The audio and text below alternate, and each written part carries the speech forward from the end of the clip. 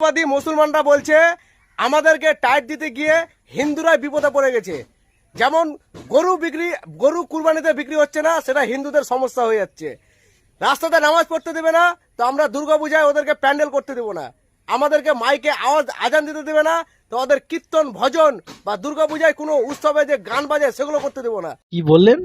এতদিন আমরা শুনেছিলাম মাননীয় শুভেন্দু অধিকারী লাউড অফ করতে চেয়েছিল, এই থাকতে মুসলমানরা এরকম করছে। আমি তো অবাক হয়ে যাচ্ছি।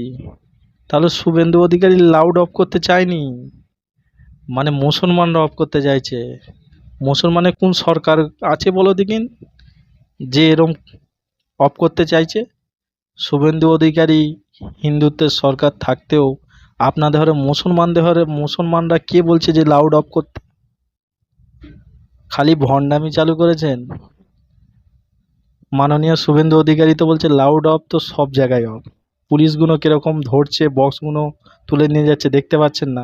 কিছু হলে একটা কথা কি মুসলিমরা, তাই তো মুসলিমদের নামে দিয়ে দিলেই হিন্দুরা ভিউজ দেবে, লাইক দেবে, কমেন্ট দেবে।